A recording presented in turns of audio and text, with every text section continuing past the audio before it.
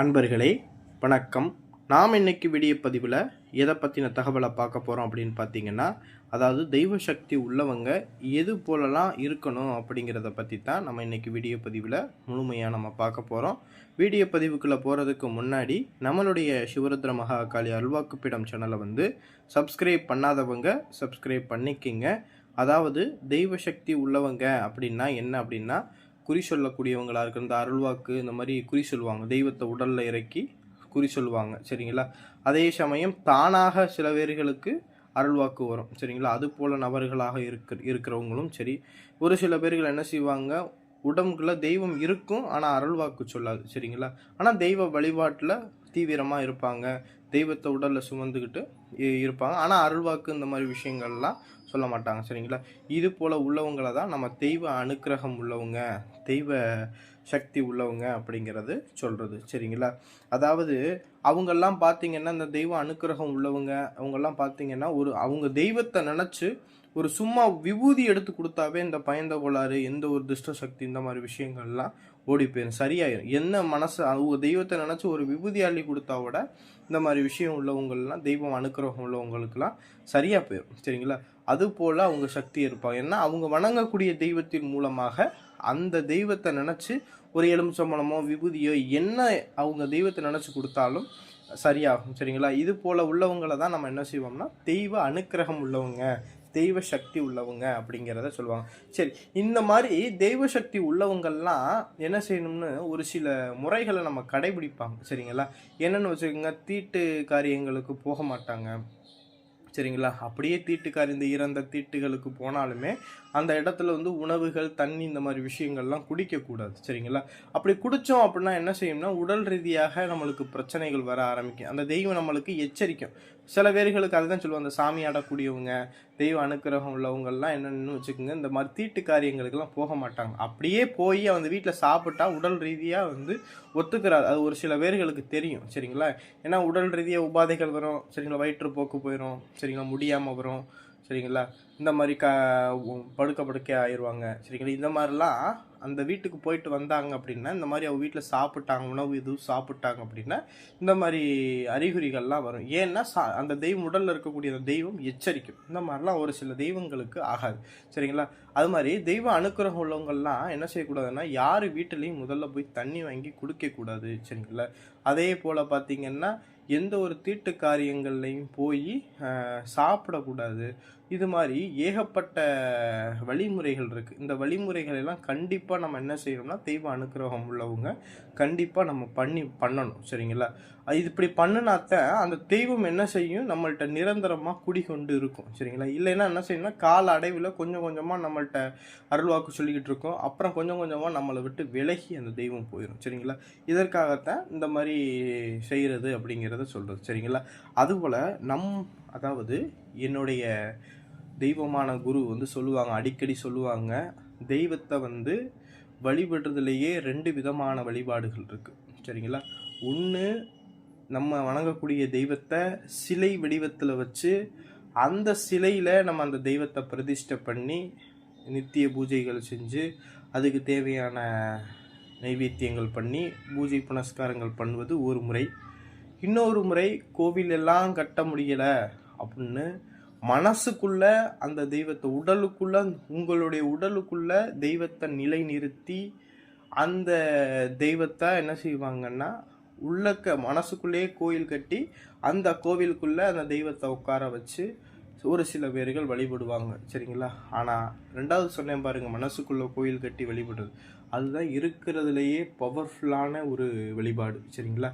ஏன்னா இன்றைய காலகட்டங்களில் நம்ம எதற்காக தெய்வத்தை கோவில் கட்டி நம்ம வணங்குறோம் அப்படின்னா, மனிதர்கள் உடம்பு சகல சுகபோகங்களையும் நம்ம அனுபவிக்கணும் அப்படிங்கிறதுக்காக நம்ம என்ன செய்கிறோம், தெய்வத்தை ஒரு சிலையில் பிரதிஷ்டை பண்ணி அதற்கு தேவையான விஷயங்களை நம்ம இங்கே பண்ணி நம்மளுக்கு தேவையானுங்கிறத போது அந்த தெய்வத்துக்கிட்ட அந்த சக்தி, அந்த வரங்களை வாங்கி நம்ம என்ன செய்கிறோம், அதை பயன்படுத்துகிறோம் சரிங்களா. ஆனால் இந்த உடம்புல, அதாவது மனசில் தெய்வத்தை நிலைநிறுத்தி நம்ம வச்சு வணங்கும் போது எப்போவுமே அந்த தெய்வம் என்ன செய்யும், நம்ம கூடவே இருக்கும் சரிங்களா. இந்த 2வது வழிபாடை யார் பண்ணுவாங்க அப்படின்னு பார்த்தீங்கன்னா, பிரம்மச்சாரிகள் சரிங்களா. ஏன் பிரம்மச்சாரிகள் தான் இந்த வழிபாடுகளை பண்ணுவான் அப்படின்னா, நம்ம உடலுக்குள்ள நம்ம தெய்வத்தை நிலைநிறுத்தி நம்ம வச்சு கோயில் கட்டி வணங்கும் போது நம்ம உடம்புலேயே அந்த தெய்வமானது தங்கிரும். சரிங்களா? அப்படி தங்கும்போது நம்ம ஒரு சில நம்ம அந்த சுகபோகங்களில் நம்ம ஈடுபடும் போது அந்த தெய்வம் என்ன செய்யும், அப்போ விலகிரும். சரிங்களா? அதனால தான் இந்த பிரம்மச்சாரிகள்லாம் இந்த 2வது முறையை வந்து கையில் எடுப்பாங்க. என்னென்னா, அவங்கெல்லாம் வந்து கோவில் கட்டிலாம் வணங்க மாட்டாங்க. என்ன செய்வாங்கன்னா, உடலுக்குள்ளேயே தன்னுடைய தெய்வத்தை உள்ளத்துக்குள்ளே அமைச்சு அந்த உள்ளத்துக்குள்ளே கோயில் கட்டி தெய்வம் தனக்குள்ளேயே இருக்குது அப்படின்னு நினச்சி வாழ ஆரம்பிப்பாங்க.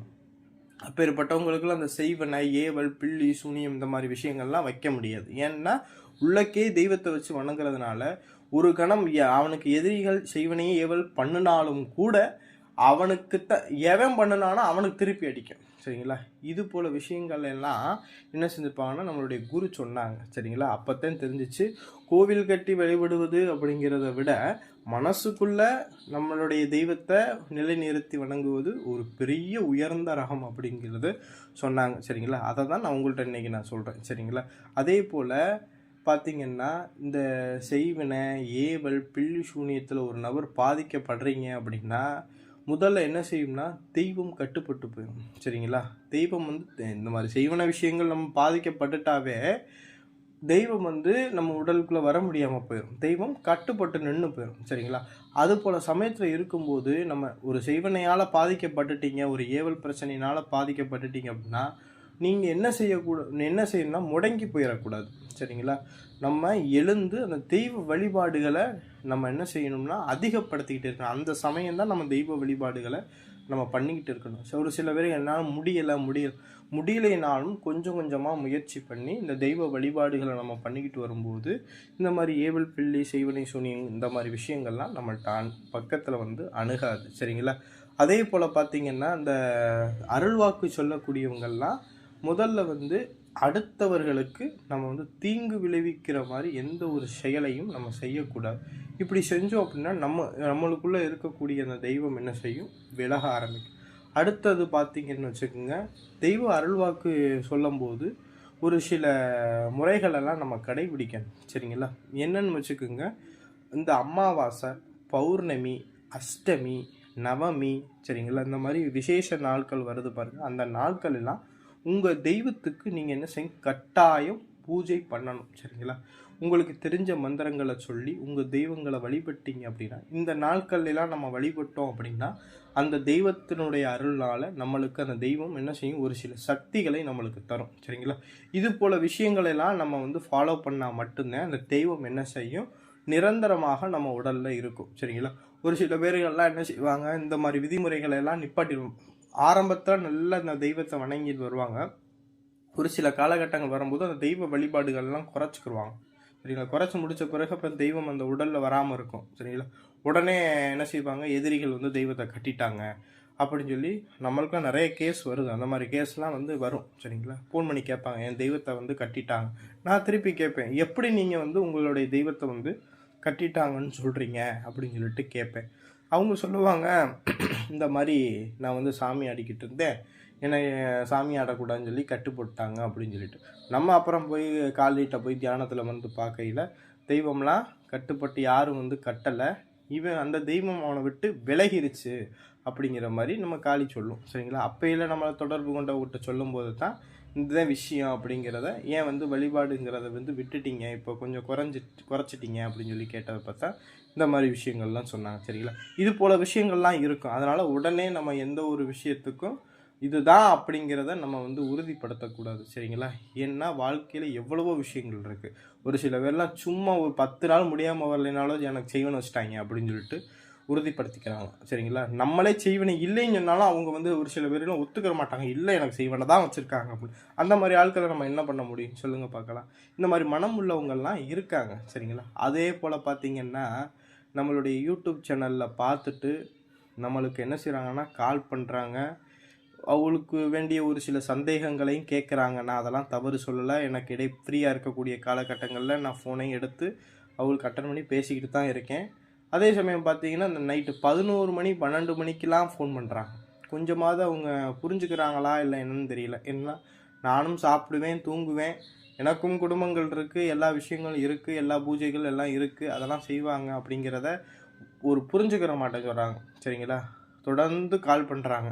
நான் திருப்பி திருப்பி சொல்லிட்டேன், உங்களுக்கு ஏதாவது ஒரு சந்தேகம் அப்படின்னா வாட்ஸ்அப்பில் மெசேஜ் பண்ணுங்கள், அதுக்கு உண்டான பதிலை நான் கண்டிப்பாக கொடுப்பேன் அப்படிங்கிறத சொல்கிறேன். ஒரு சில பேர் புரிஞ்சுக்கிற மாட்டேன்னு சொல்கிறாங்க. நல்லா தெரிஞ்சுக்குங்க.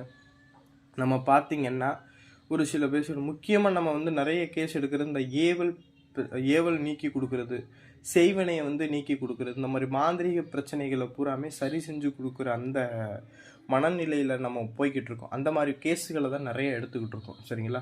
இந்த மாதிரி ஏவல் பிரச்சனையில் ஒரு கேஸ் எடுத்து ஏவல் பிரச்சனையை நம்ம நீக்கி கொடுக்குறோம் அப்படின்னா அவனுக்கு வச்சிருக்கக்கூடிய அந்த ஏவல் என்ன செய்யும், அவனுக்கு அந்த பிரச்சனையை நான் நீக்கிறதுக்கும் சக்கரங்கள் போட்டு அவனுக்கு பூஜைகள் பண்ணும்போது அந்த ஏவல் என்ன செய்யும், என்னையவும் தாக்க பார்க்கும், அந்த ஏவல் உடம்புல இருக்கிறவங்களையும் பூஜை செய்ய வரவிடாமல் தடுக்கவும் பார்க்கும். இதுக்கு இடைப்பட்ட விஷயத்தில் நானும் அந்த ஏவலும் போராடி அந்த பூஜையை செஞ்சு அந்த ஏவலை கட்டி அந்த மயானத்தில் கொண்டு போய் பிதைக்கிற வரைக்கும் அந்த ஏவலுடைய துன்பத்துக்கு 2 நபருமே ஆளாகுவோம். சரிங்களா? 2 நபருமே ஆளாகுவோம். சரிங்களா? அது சமயத்தில் நைட்லாம் சில பூஜைகள்லாம் பண்ணிட்டு வந்த பிறகு நைட்லாம் தூக்கம் இருக்காது. சரிங்களா? 4-5 நாளாகவே தூக்கம் இருக்காது. சரிங்களா? உடல் அளவுலையுமே நம்ம வந்து உடல் அளவுலையும் மனதளவுலையும் ரொம்ப பாதிப்படைஞ்சிருவோம். சரிங்களா? அதுக்கு இடைப்பட்ட நோக்கத்தில் நம்ம என்னென்னா ஒரே நோக்கம், காளியை தேடி வரக்கூடிய ஒவ்வொரு பக்தர்களுக்கும் கண்டிப்பாக அவருடைய பிரச்சனையை நம்ம சரி பண்ணி கொடுக்கணுங்கிற அந்த மனசை வச்சு தான் நான் பயணிச்சம் போய்கிட்டு இருக்கேன்.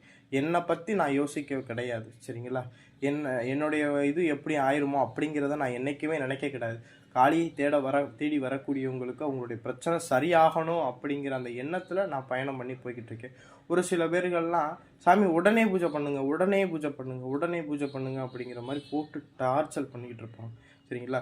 அதாவது நல்லா தெரிஞ்சுங்க, எல்லாமே கால நேரத்துக்கு கட்டுப்பட்டது தான். சரிங்களா?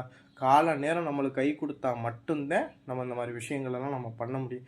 கால நேரம் நம்மளுக்கு கை கொடுக்கல அப்படின்னா அந்த பூஜையும் நம்ம செய்ய முடியாது, நம்மளுக்கு அந்த பூஜை செய்கிறதுக்கு உண்டான வழியும் அமையாது. சரிங்களா? எத்தனையோ பேர் யூடியூப் சேனலை பாட்டு இந்த ஏவல் பிரச்சனையால் செய்வன பிரச்சனையால் கால் பண்ணி கேட்குறீங்க.